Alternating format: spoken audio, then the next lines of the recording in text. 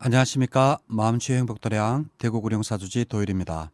자, 오늘은 많은 분들이 헷갈려하는, 심지어는 이 스님들조차도 헷갈려하는 불교와 자연화교에 대해서 같은 점과 다른 점에 대해서 말씀을 드리겠습니다.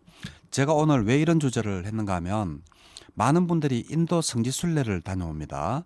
아마 그 스님도 인도 성지순례를 다녀오신 것 같은데 부처님 불상이라면서 이렇게 사가지고 왔는데 제가 보니까 부처님이 아니고 자연화교 불상을 사가 오신 거예요.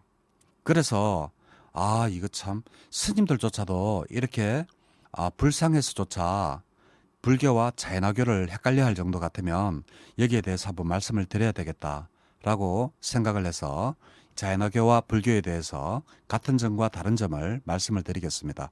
우선 먼저 아까 스님께서 그 불상을 왜 잘못 사왔느냐, 우선 거기에 대해서 먼저 말씀을 드리겠습니다. 부처님 불상은 모든 불상에서 가사를 이렇게 걸치고 있는 불상이 아니면 부처님이 아닙니다. 한번 모든 절이나 사찰이나 가서 한번 보십시오.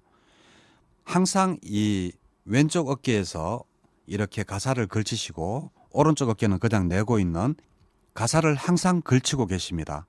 그래서 이렇게 가사를 걸치고 있는 불상이 부처님 불상이 되겠습니다.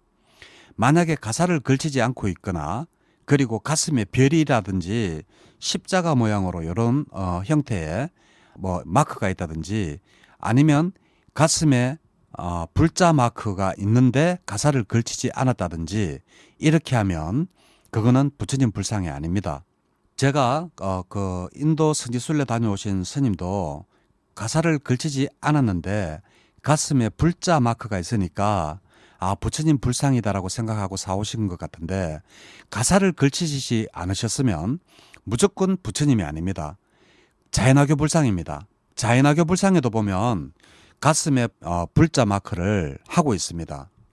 단 차이점은 뭔가 하면 가사를 걸치지 않은 상태에서 가슴에 불자 마크가 있다는 게 가장 큰 차이점이 되겠습니다.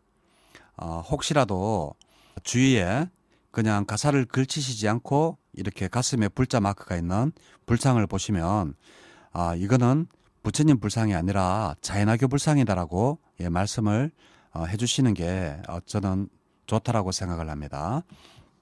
우선 자연화교와 불교는 유사한 점이 굉장히 많습니다. 부처님 당시에 거의 유사한 시기에 자연화교도 만들어졌고요. 창시가 되었죠. 불교의 창시자는 부처님이지 않습니까? 고타마죠.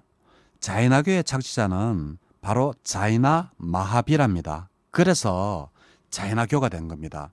자이나 마하비라가 바로 그 교주기 때문에 자이나 앞에 그 성을 따서 자이나교가 된 겁니다.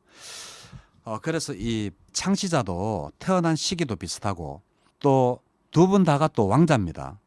자이나 마하비라도 왕자고 부처님도 왕자입니다. 그리고 두 분 다 결혼했습니다. 부처님도 결혼을 해서 라훌라라는 아들을 낳았지 않습니까?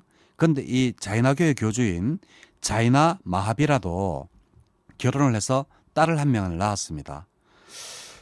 그리고 각각 또 세 개의 궁년을 가지고 있었어요. 부처님도 여름철, 겨울, 우기 세 개의 궁년을 가지고 있었다라고 경전에서 말씀하시지 않습니까? 그런데 이 자이나 마하비라도 세 개의 궁전을 가지고 있었고 또 두 분 다가 사성제 계급 중에 두 분 다가 크샤트리아 계급입니다. 그리고 또 공교롭게도 부처님도 29세에 출가를 하셨지만 마하비라도 29세에 출가를 했습니다.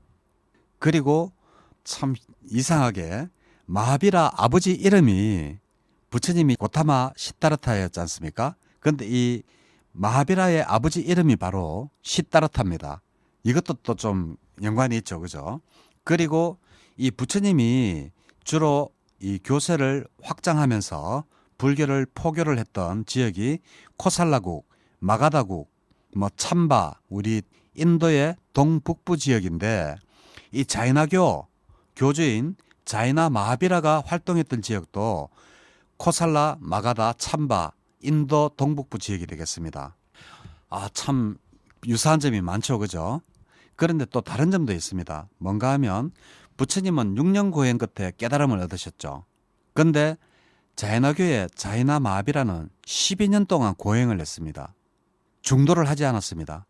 끝까지 고행을 해서 이 자이나교는 깨달음을 얻었다라고 합니다. 그래서 우리 경전에 보면 나체 수행자라고 나옵니다.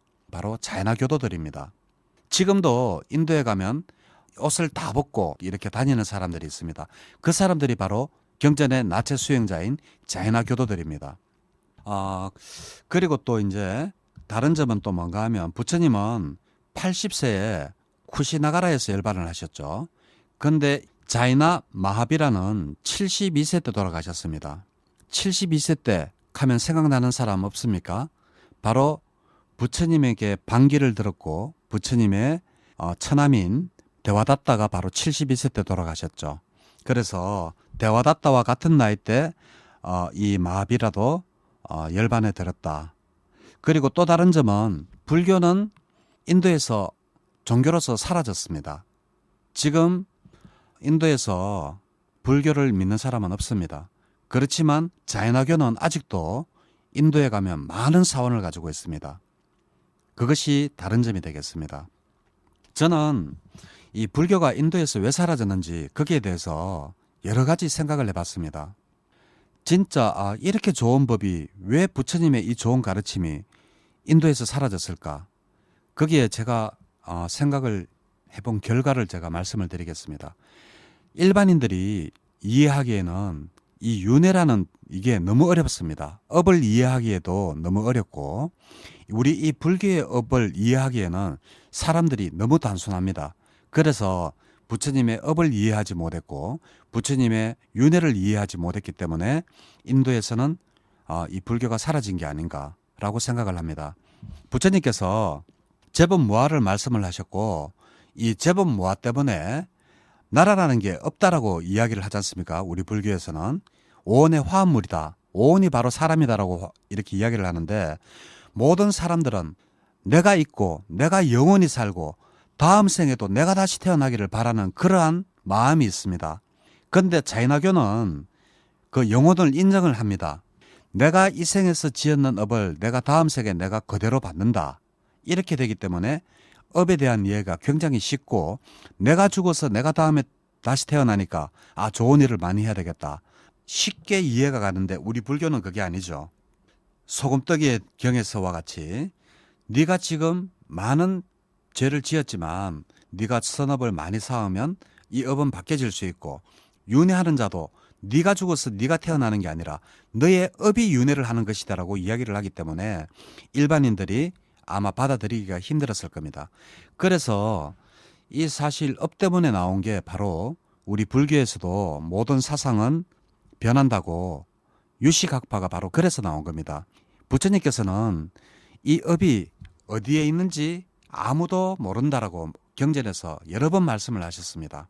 그렇지만 네가 지었는 업이 조건과 때가 맞으면 그것은 틀림없이 나타난다라고 경전에서 누차 이야기를 했지만 사람들은 꼭 어디에 있기를 바랍니다. 그것을 충족시켜주는 게 바로 유식학파입니다.